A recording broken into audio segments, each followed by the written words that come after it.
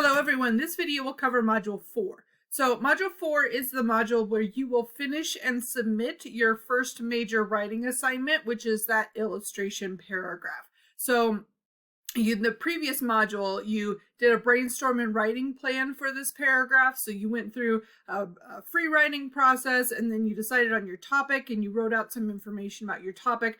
I will go through and grade those. I try to do that right at the beginning of the week so that you get that feedback. Once you see a grade there, you should see the feedback as well. And I'll let you know, whether or not your topic will work, whether or not you need to alter anything, and then you can start drafting. So your draft needs to be a full paragraph, and you're going to go through several times this week and, write it out first and then make sure you read over it. Make sure you leave yourself enough time to revise. You're kind of expected to take the whole week to write this. So it's only a paragraph long, which means that you can get a good draft written first and then, set it aside for a day and then go back in and read over it. That's usually the best way to revise, is to kind of leave it alone for a couple of days so that when you look back at it, it's not so familiar to you, which means that you also have to have it done earlier in the week in order to do this. The other thing that you can do is send it to the online writing lab or to, a friend or family member, somebody who has some expertise or, likes to read writing. They can really help you out with what sounds good and what needs some work. So let me just show you what we're working with here. You can see the only assignment in the unit is this illustration paragraph. So everything else in here is just to help you write this paragraph. You can see I've got some resources here. I've got the assignment again.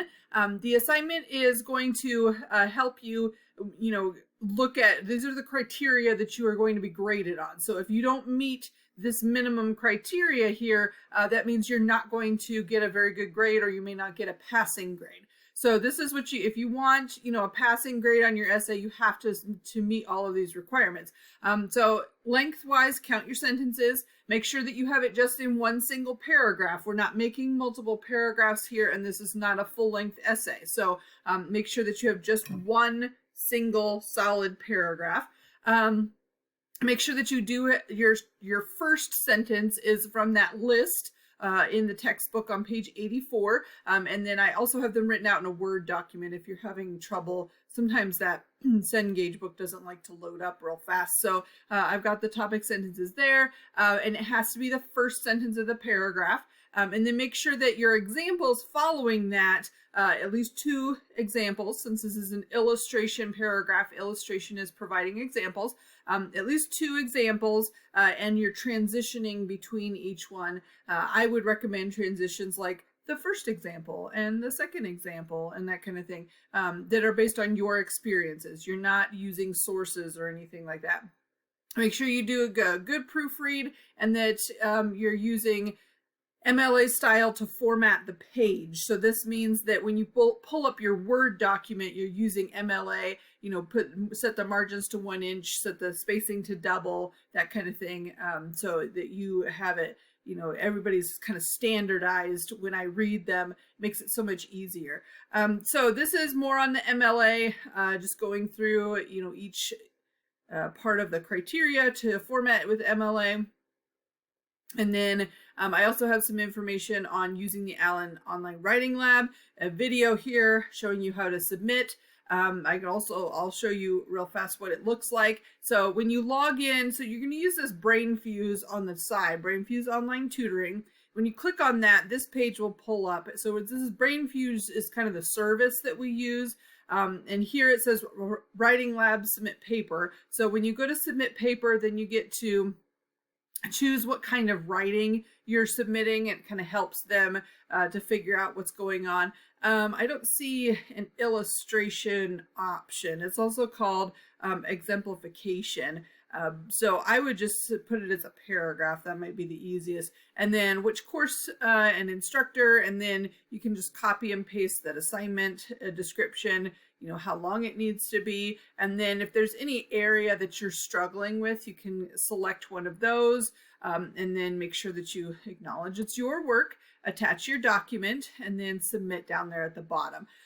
When they respond to you, they respond back to you in BrainFuse, and I don't think that students get emails Some students have gotten emails and some students haven't. So the best way to figure out if you've gotten a response is just by going back into BrainFuse and clicking on over here, my message center, and this will be, it'll show up here. I think it also shows up when you go, like just go to the home page. I think sometimes there's a little symbol here telling you that you have a response.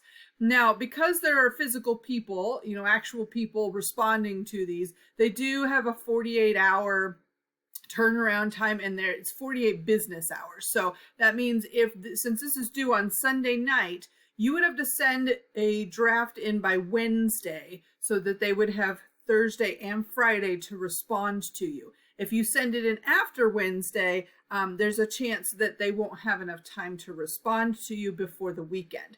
This also means that your paragraph has to be done earlier. So that's why I really encourage you to just, you know, sit down and get a draft done like Monday or Tuesday of the week this opens, and then you have the rest of the week to get feedback. Email me if you have questions, you know, all of that. And so by the time you get to Sunday and this is due, then you have a really good draft that's been looked over several times and you've made some corrections and that kind of thing.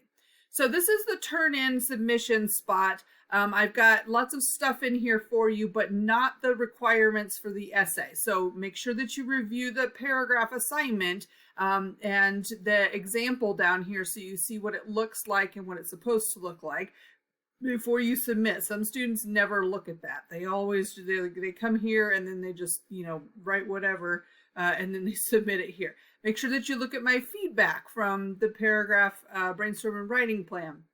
Make sure you put it in MLA style. I have an example here. This paragraph is written out from the plan that I gave as an example under the brainstorm and writing plan. So you can look at that and then you can look at what I created as a result.